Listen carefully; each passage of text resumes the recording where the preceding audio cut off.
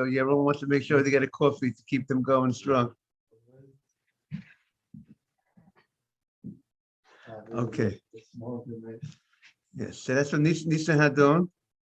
Now I want to, in case anybody, I would say, in case anybody travels, I don't think there's a problem for anybody to take any of those small Gemaras with you and bring it back when you come back. You know what I'm saying? I don't think there's any Good problem. morning. Good morning. I think Haron will be happy if you take it and bring it back. Everybody, Baruch Hashem, is a responsible person, has the name of the shul, and there's a sticker inside. So I think we're, generally speaking, the person, anytime there's a sefer, should always have the name of the owner in a sefer. It's your sefer, you put your name inside, I recommend, your telephone number, and so if it's a shul, it's great when it's stamped, so everybody knows who it belongs to. Okay, good morning, Akiva. Thank you again for being there last night. Everybody for being there last night. Today, we are starting Masechtas Makkot. Makkot follows Masechtas Sanhedrin. Sanhedrin deals with the courts, the capital punishment and other issues, financial issues, where you go to a court and they need to decide, the proper punishment for someone who did certain sins. The Rambam says, that Makkot is its own Masechta, because there are different opinions. Some say that Makkos was just a part of Masechta Sanhedrin, because Sanhedrin deals with the court, and one of the things that the courts do, they are the ones who are given the mitzvah to mete out proper punishment for certain people who do certain types of sins. So it's just a part of Masechta Sanhedrin. However, the Rambam, in his introduction to Pirush HaMishnayot, he says that Makkot is its own tractate. It's connected to Sanhedrin, and the reason why it's connected to Sanhedrin is because Makkot is the Torah says that there are times you give somebody lashes. Makkot is lashes. You hit them, and in order to give lashes, you need to go ahead. It has to be done by a beis din, a court of law. You can't. An individual can't go ahead. A couple of people can't come together and say, two witnesses. But to give a guy makot, they always have to be warned beforehand. You sent to the group that we're on. Minat Torah. If you want to send to the group, in order for a person to get makot, what's the general case? The general case is if two witnesses go over to somebody and they give him a warning. Because if you don't give him a warning, you can't give him makot. They warn him and they say, you can't eat, not kosher, you can't eat pork. And then he goes ahead and willingly he eats the pork. So he violated the warning, and there's two witnesses. That is the case of that's the type of case that a person will go ahead and get makos, get lashes. And there are many other prohibitions of the Torah that also will be similar to eating not kosher food, using a razor blade. No one's shaving his face with a razor blade, shaving it with a razor blade, and many other lo says the Torah says don't do, that carry with it makot. Not every don't do carries with it makot. Torah says don't talk negative about your fellow Jew. If a guy talks negative against his fellow Jew, he will not get makot, even if he's warned. We'll see what there are different reasons why there are certain rules, which items carry makot, which items don't carry makot. But in order to give out the makot, to give the lashes, it has to be done by a beis din, by a Sanhedrin. The judges themselves have to be the ones who give out the makot. So therefore, because it's something that has to be done by the judges, so therefore it's connected. The Rambam, Amman is right, it's connected to Sanhedrin. What does lashes have to do with Sanhedrin? Lashes do because they are the ones who give out the malkut. They give the lashes. So there are three prakim. There are three chapters to this Masechta, to this tractate. The first chapter deals with Edim Zomimim. Edim Zomimim are witnesses that try to frame somebody. They came together and they wanted to they made up a story. What was the story that they made up? The story was that they were witness to something. That's the story they made up. It's possible that the thing happened, but they could not have been the ones who saw it. They come and they say that Reuven killed Shimon in Alaska on such and such a day, let's say. But then we have two other witnesses that come and say, how can you say that Reuven killed Shimon in Alaska on January 1st, when on January 1st you were with us in New York? Impossible, and you were with us the whole day. You say it happened midday. Midday, you were in New York. We have video. You were not, video is not up. We were there. We witnessed. You were with us that whole day. And then and therefore it's impossible for you to have witnessed the crime on that date that you claim it was.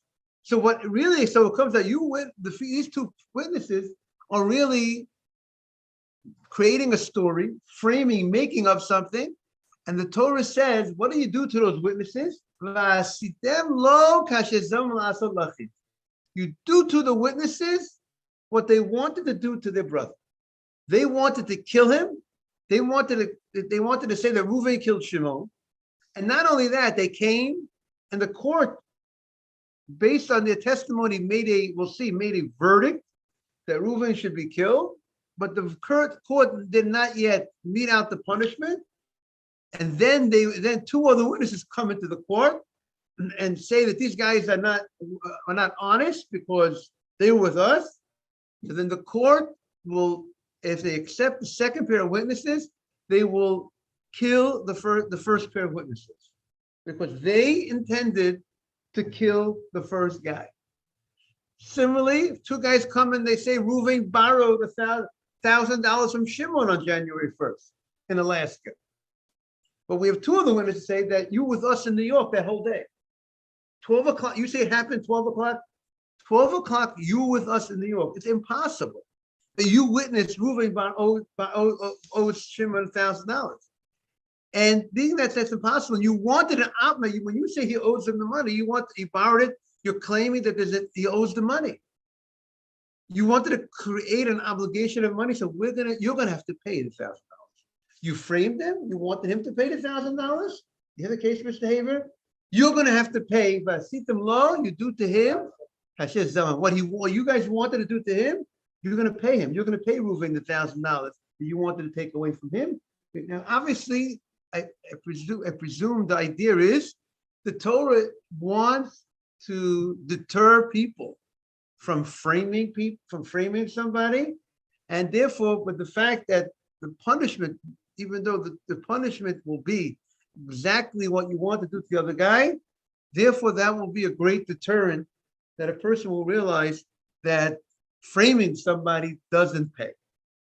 If they realize that if you're going to frame somebody, you're going to lie as a witness, and based on what you lied on a witness, and there was almost a death given to someone or financial thing lost to someone based on your testimony, then you're going to pay for it. And that's also establishes the equivalence of the compensation. At the same time, but to what degree you responsible in order for them to have the litigation correct? Or it seems to establish the equivalence of you want this to happen, you testified to this, and it was false testimony. It was exactly compensated exactly the same way, because look at the how emphatic, how effective it is. That I'm not going to give you more. I'm not going to give you this. This is what you testified to, and it was wrong, exactly wrong. I need exactly what. It's amazing, phenomenal. Right, and that's the story of Zomimim. That's what the first chapter of this tractate is going to talk about. The second chapter is going to talk about the laws of a person who's chayav galut, the laws of a person who's obligated exile. one of the cases the Mishnah in the first chapter discusses, if somebody wants to frame somebody and say that someone is obligated to go to exile, golut, because we have Ori Miklat, there were certain cities that were designated for a person, cities of refuge, you might call them, if a person killed someone unintentionally. And we're going to see unintentionally does not mean it was 100% ones. It doesn't mean that it could not have been avoided. There was something, even the case that the Torah obligates someone to go to exile is a case that he could have done a little better. He wasn't negligent, because if he was negligent, then he would not go to exile. Exile is not enough for a person who murders being negligent. And if it's a total accident that there's no way he could have known better, let's say somebody walks into his property. He's doing shooting practice in his property. He has a gun range in his property, and a guy walks in, and there's no way that why should he expect anybody to walk into his property? And the guy walks into his property and gets in the crossfire. He's not going to be responsible for that. He's not going to go to exile for that. What did he do wrong? So we're going to see there's going to be some level that he could have done a little better. That's the only case that he'll go to exile. So we're going to learn about the laws of exile, and that's going to be the second chapter. In the third chapter, it's going to talk about the laws of the people, which are the prohibitions that a person would violate that he would get lashes for. Okay, so that's the three different chapters. The first chapter, again, deals with the witnesses that frame somebody, chapter 1. Chapter 2 is the people that are obligated to go to exile, the laws of exile. And chapter 3 is the laws, who is obligated lashes. So that's the way the Masechta is broken up. And we're about to begin. Good morning. Minyan upstairs, and there's also a 7:30 minyan upstairs. The 6:30 and 7:30. You can go upstairs. Yeah, no problem. So now, the reason why it's called Makkos, because the pasuk says Arba'im Yakenu. You should hit him 40, and the Gemara is going to say, doesn't mean you give him 40, he gives 39, but it says Yakenu. When Torah talks about lashes, it says the word yakenu, haka'ah. So therefore, that's the why the name of the tractate is called Makkos, because the third parak is discussing Makkos, and the first three Mishnayot of the Masechta also talks about people who are obligated Makkos, lashes for their sins. And that's now today we don't have. The courts don't have the ability to go ahead and to give lashes today. So then Hashem deals with the situation. Sometimes Hashem gives it to the courts to deal with, but when the courts are not able to deal with the proper punishment, so then God does what he needs to do to help to help the situation. Okay, so that's the little bit of the intro into what this tractate is about. So now the Mishnah begins. The first Mishnah, Maseches Makkos, on Beis Amud Aleph, 2a. The Mishnah begins, Keitzad ha'edim na'asim zomimim. How do the Eidim become zomimim? How do the Eidim become these type of witnesses that you do to them what they wanted to do to others? You see, there's also this other type of witnesses called non-zomimim. Right? If two people go ahead and they say something, and you're not able to say that you're not able to prove that these guys were with you on that day, but if you can prove that these witnesses are false witnesses, these people lie, they're not trustworthy person, that also we'll see more about, but that's not zomimim.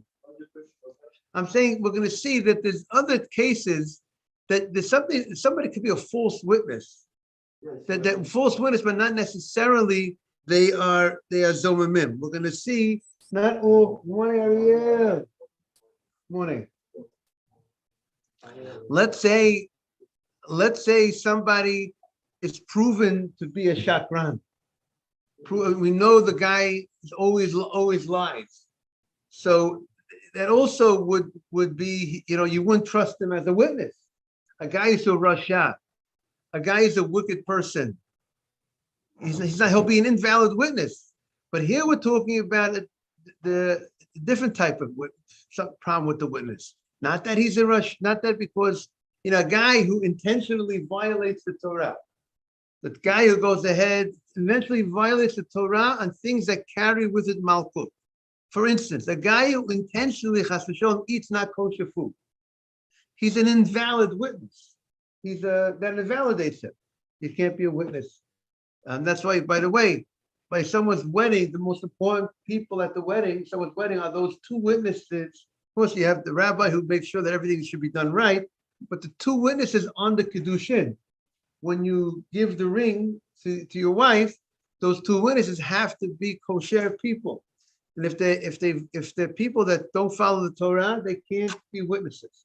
So that would also, they're not kosher witnesses. I heard that they can be eating as well as they walk. Okay, because if they eat when they walk in the street, let's say if they eat bread in this, might be only bread. Having a snack is not that type of thing, but I presume it's referred to having bread. Right. If they eat bread walking in the streets, it's like they're acting like an animal. They're not acting like a human being. The Chazon Ish, I think my rabbi was a nephew. I had a Rabbi Zvatitsky. He was a nephew of the Chazon Ish. And I think what he said was that, how particular, and he was very particular who he had for his children's wedding, who were the witnesses. And he liked to get yeshiva guys, people in the kollel, because he felt that the people in the kollel, the level of their piety, it was very high, and they were sometimes he would ask them to be the witnesses on his children's wedding, even though he could have had the greatest people, But that's the most important thing. Morning, beautiful Morris, of the witnesses. But our Mishnah is particularly focused on people becoming the people who claimed they witnessed something, and they were found that they could not have made that claim because they were somewhere else. So now the Mishnah begins. How do they become zomim? What is the case that these witnesses framed someone else and they became caught in the deal, and there's certain ramifications for these witnesses? What is the case of these witnesses becoming, Ariel, is it clear?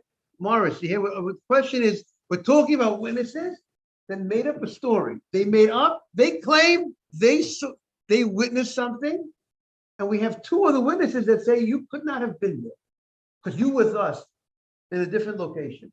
You can't say you were in Alaska on that day and you witnessed something when you were with us in New York. Is that clear? So now these witnesses become zomamim, and there are ramifications for those witnesses who framed somebody. It's not like, okay, I'm sorry, I made up a story. No, you're gonna do to them what they want to do to the first guy. So now the Mishnah is gonna say something the total opposite.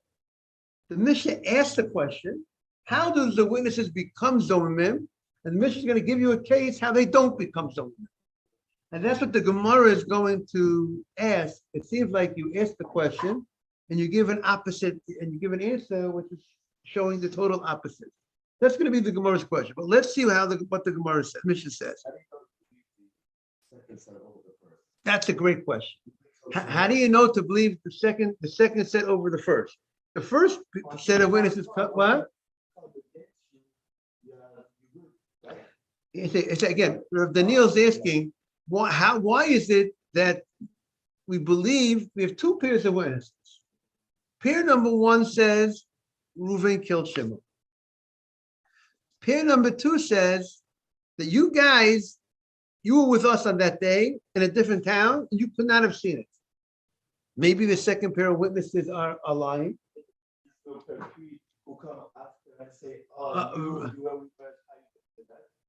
Yeah, but at the end of the day, the first pair of witnesses, by saying that they saw this on that day, they are really saying they're going against what the second pair of witnesses are saying. Second pair of witnesses say that you weren't there. First pair of witnesses are saying we were there. That seems to be, we'll have to see more about this, but it seems to be that is the chidush. That is the novelty that the Torah is teaching you. That we're going to believe the second pair of witnesses. Now, let's answer Daniel's question even clearer. If the witnesses are fighting against each other, if I say Reuven borrowed $1,000 from Shimon, and the second pair of witnesses say Reuven did not borrow $1,000 from Shimon, then the second pair of witnesses not believe more than the first pair of witnesses. If they directly, if they're arguing about the test of a fact, if two people say, if two guys come to court and say Reuven borrowed $1,000 from Shimon, and then the second pair of witnesses say Reuven did not borrow $1,000 from Shimon. So we have two witnesses saying A, two witnesses saying B. We're not going to believe the second pair of witnesses more than the first pair of witnesses. But it's only when the second pair of witnesses, they're not talking about what happened, the actual transaction. Did this act happen or not? They're not coming. They're only talking, the second pair of witnesses are talking about about the people, that the people had no ability to say the testimony. So when you have two people, when the second pair of witnesses are not talking about whether it happened or not, there could be Reuven borrowed $1,000 from Shimon on Sunday. We're not coming to talk about that. We're only coming to testify about you guys. We're saying that you guys were with us. You were somewhere else. That's what we're saying. Let's give another example. Two witnesses say Reuven paid Shimon on that day. And in other words, it says, no, Reuven did not pay Shimon on that day. So they're arguing about what happened. So why should the second pair be more believed than the first pair? You're arguing about,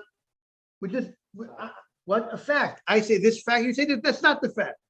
But here, the second pair of witnesses are talking about the witnesses themselves. They're not coming to talk about the details of the case. They're not coming, we're arguing on details. I say this detail, you say that detail. We're coming and we're saying that you were with us. So therefore, that's a difference. Why that's the case that the Torah tells us. You could believe this. You trust the second pair of witnesses over the first, right? That's what the. Now, if you have another two witnesses that say, you know what? We testify that he was in Alaska on that day. Meaning, two witnesses say Reuven did something Shimon in Alaska on Sunday. Two witnesses come say, you with us in New York. We'll believe the second pair of witnesses, and therefore, but if another two witnesses would come and say, no, he was with us in Alaska, so then they're actually going against each other. Two witnesses say you were in Alaska, two witnesses say you were in New York. But if just two witnesses come and say, you with us in New York on that day, then the Torah says, we're going to believe the second pair of witnesses. And therefore, there's going to be great consequences for the first pair of witnesses who wanted, and therefore, as a result that they wanted to frame somebody, they're going to be punished for that. Now, it's very possible that people could want to frame somebody because maybe they'll make money on the deal. They'll say Reuven borrowed from Shimon $1,000 and they're making up a story. And then if there won't be serious consequences, then the court might just believe, because the Torah believes witnesses. We believe witnesses. Now, the court will check them and analyze them. And if the Torah will believe them, they could cause, it's easy for people to make, we're living in a time of scandals. When I mean scandals, let's say the computer situation. They're working now in China, this moment, they're trying to break into people's computers right now, right? They're constantly working on breaking into people's computers, breaking into their finding. I know someone from the Lower East Side who works on the Lower East Side. They broke into his account. He gave up too much information on the phone. So they went into his account. They're constantly, everyone finds charges in their credit card that they didn't. I had a charge from France once. I wasn't in France. What's the charge on my credit card account? Someone else different, many stories. Someone else that I learned with, someone, also whatever. They different people are playing these games, and therefore the Torah is trying to make sure that people will not get away with these things. And this is a great deterrent. It will be great consequences if you frame somebody, if you do some sort of illegal activity that you're trying to create a loss for somebody else. You're going to get that what you wanted to do to them is going to happen to you. So watch out. So that's you hear that, Morris? So that's what the Mishnah says. So now the Mishnah says the following. We're now in the first line of the Mishnah.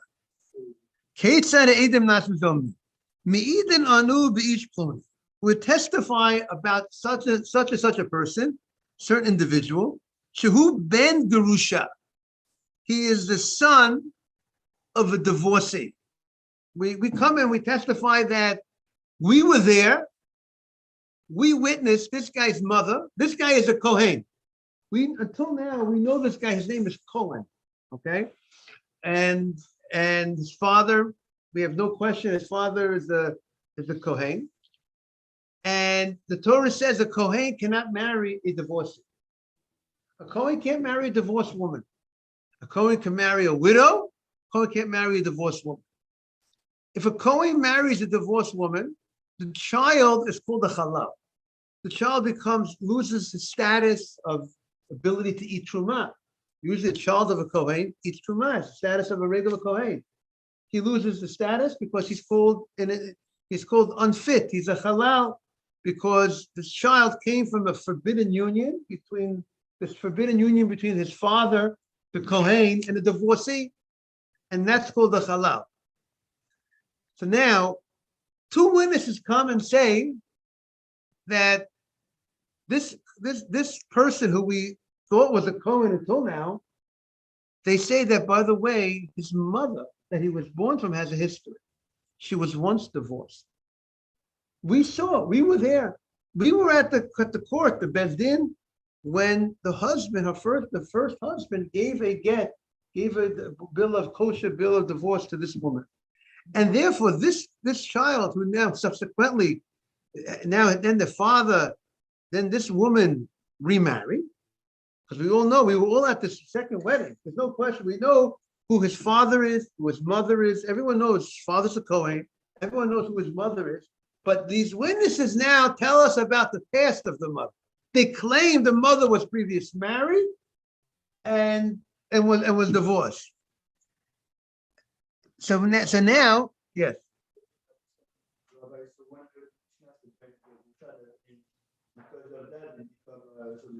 We're not there yet. We'll see.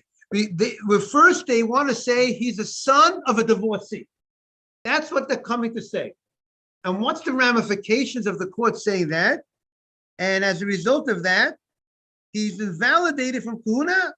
He loses the rights and privileges of a Kohen because he's born from this type of union. That's their testimony, okay? They came to court testifying this. And we'll continue in the Mishnah. Case 2. Oben chalutza. What's a chalutza?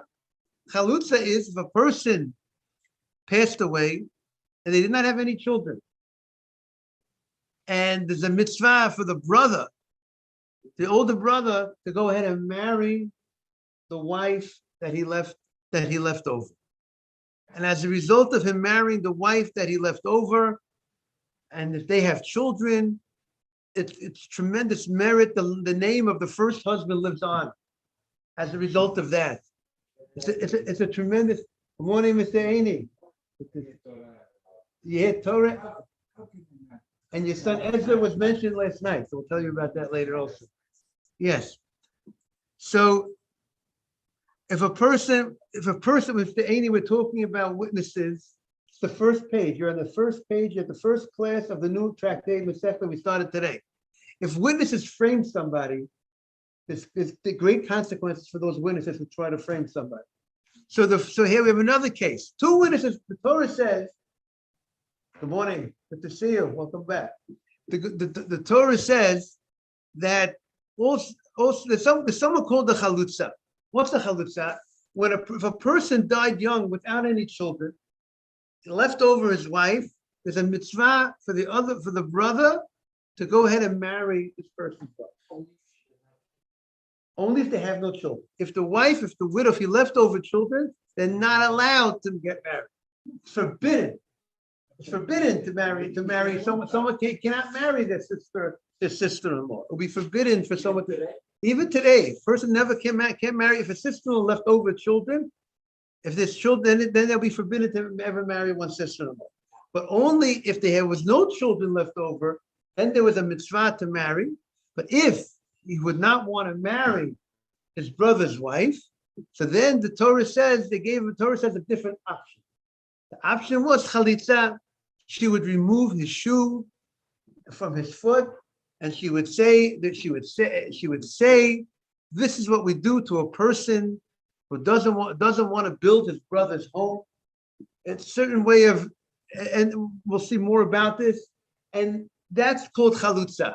That's called chalutza. Now, until the older brother either marries her or they do chalitza, she's forbidden. She can't marry anybody until that process has happened. She's a certain sense tied to the brother who's alive until he has to make a move. Either he marries her or he goes through this chalitza process. That she takes off her shoe and she says, "This is what we do to a person who doesn't want to," and she spits in front of him. She spits in front of him. No, she just removes the shoe. She just removes the shoe, and obviously there's reasons why removal of the shoe. We're not going to go into that today. That's more Maseches Yevamot. That there's a tractate called Yevamot. I don't know about the next one. We'll see. But that discusses. There's a whole tractate that deals with this situation called Yevamot. Now, the fact that she was tied to the brother has a similarity to being married to someone and being divorced from somebody, because she's also good. If he does chalitza, if he doesn't marry her, and so he's doing something else to cut it. It's similar to divorce, right? And once he does the chalitza, oh, very good, exactly. So it would seem rabbinically, the Rabbanan say that the same way a Kohen cannot marry a divorcee, a Kohen can't marry this girl. Cannot. This girl, who generally a Kohen can marry a widow. Someone's husband died. The Kohen is allowed to marry a widow, but a Kohen can't marry a widow who the chalitza was done to. That she went through this process of chalitza. A widow that lost her husband can marry, but lost her husband, and let's say there was children. He can marry. But lost her husband and the chalitza was done to her, then he can't marry this woman. Come on. Now, two witnesses come and say, we were there. We were at the chalitza ceremony. We were there. That's a special shoe, by the way, that they use for the chalitza ceremony. I think I once saw it in the yeshiva. The shoe. It's a certain type of shoe that the man will be wearing and that he has to remove from him. And two witnesses say, we were there. We saw it happen. We saw this woman, this Kohen, who now is married to this woman, and you thought this woman didn't have any past. We were there that this woman had a past. What was her past? She was married to someone else, and the brother did chalitza to her. And now, because of that fact, her new husband had no right to marry her, because she was a woman who had chalitza that was done to her. And if he does marry her, the consequences are that the child also would lose out in truma. He can't eat truma. If the Kohen married this chalitza, the same way, if a Kohen marries a divorcee, the child born is invalid for truma. He loses the status of the Kohen. If the Kohen marries a chalutza, good morning, Mr. Feldman, the same thing. Rabbinically, he loses the status. There's ramifications for the child. For this forbidden union, I want to tell you, I know of a Kohen that was very terrible, that he was dating, seriously dating a divorcee.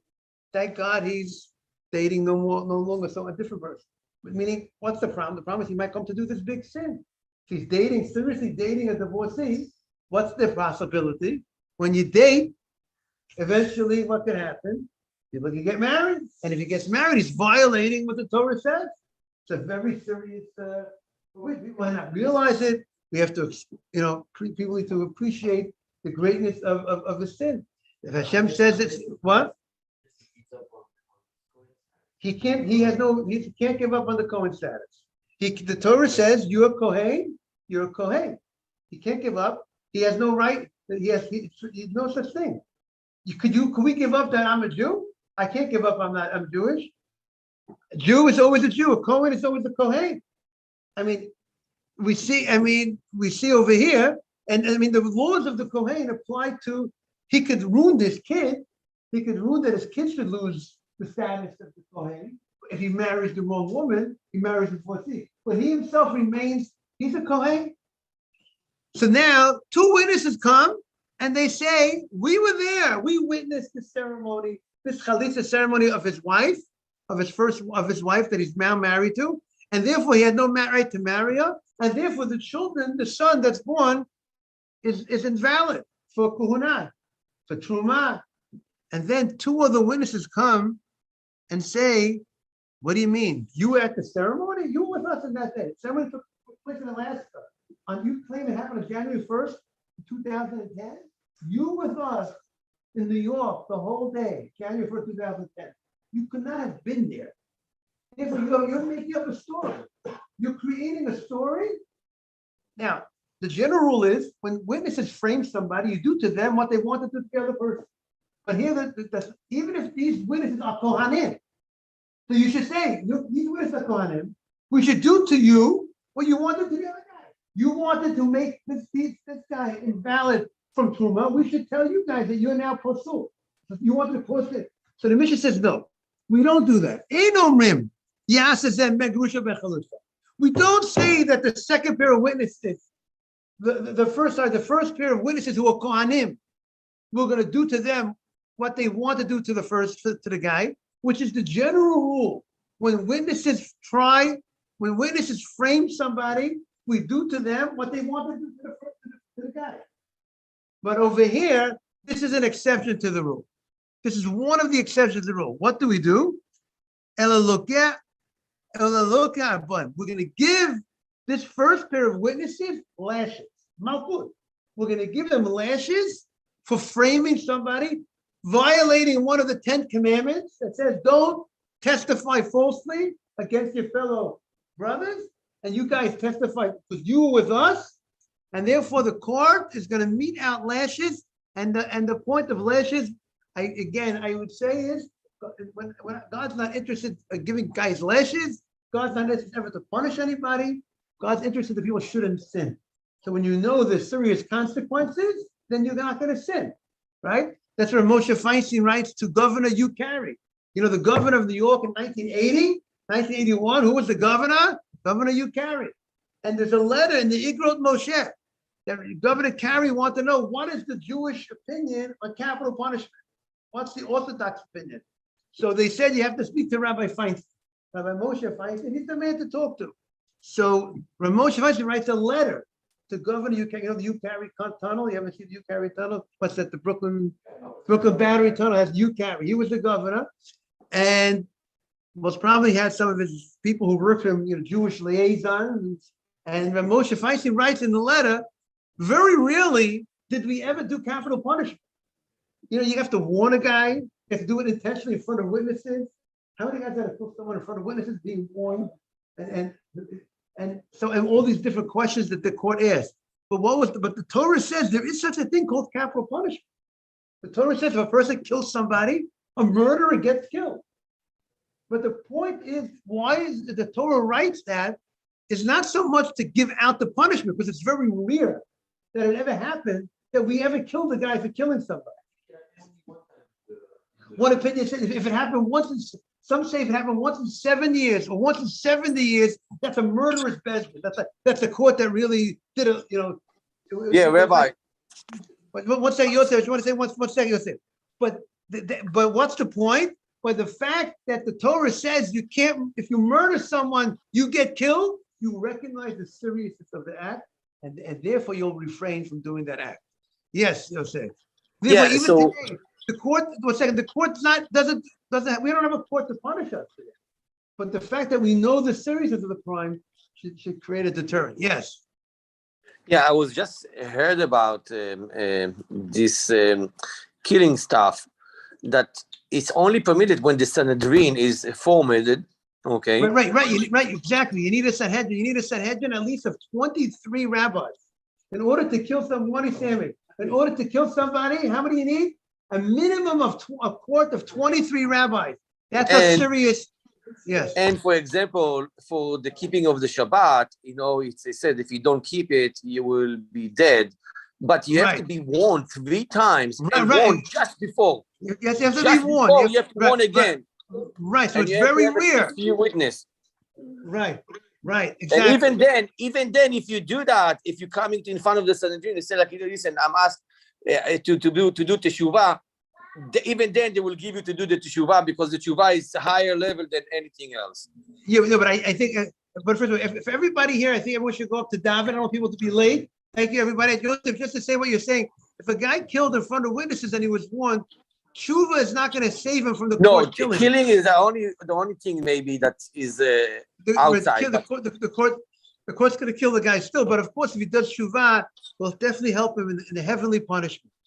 Okay, I want to thank you, Yosef, for being on. We missed you last night, Yosef at Sadiq. I didn't know what time you're starting, Yeah, I'm sorry. Well, you have to, next time we'll see you in person at the next Siyum, Yosef. What Mishnah have we said? Next Siyum. Yaron. So what Mishnah we finished, by the way? We finished the Mishnah, chapter 9, right? The last we finished all brachot. Oh, so there was brachot we finished? Yeah, everything. It's not Mishnah, it's Gemara. Masechet brachot. Okay, so Masechet brachot for the Gemara. That's it. Yes. There is also the Masechet brachot, the Mishnah Masechet brachot. Okay, thank you. There's both Gemara and Mishnah. Shabbat shalom. Shabbat shalom. Shabbat shalom. Yosef, we miss you. Ariel. We miss you, bro. Everything good? Yeah, we have to go to Minan. It's starting now. We're gonna be late. Okay. I'll talk to you, my friend. Bye. Oh, Rabbi. Yosef, look the Rabbi, Yosef Harmon. מה שלומך? השם ישמור אותך. איפה אתם? תודה רבה, רבי. תברך את פי עליון. תברך את פי עליון. כדי שברכו יתני טובו עליך, ישוחח עליך בין חמלתו. ימלא בחמלתו, אמן כן יהי רצון. תודה רבה, רבי. בעזרת הפה שלך על השם. יהי רצון לפני ונשמע שנה שיקבל תפילתנו. תודה רבה, אמן, אמן. מה שלומך, רב עזריאל? אלחמדולillah, ברוך השם. אלחמדולillah. יאללה.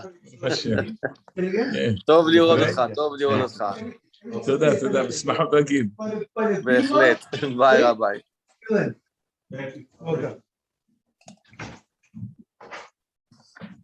Don't lay down on that. Yesterday I had a nap.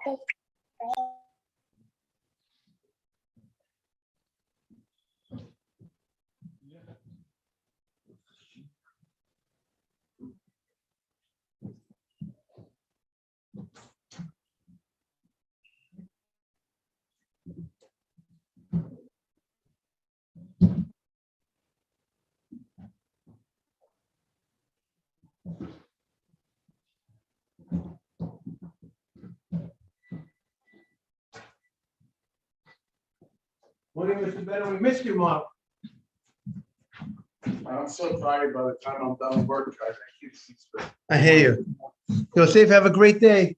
Morning, Mr. Cohen. How was it, Rabbi? Very nice, very nice. Rabbi, shoot back, Ashkenaz. What? What did you say? Ashkenaz. Huh? Huh, Rabbi? You know, you're in the room with one of the holiest men in the world. I know, Rabbi Mansour. Yosef, have a great Shabbat. Great Shabbat, Yosef. Thank you. Thank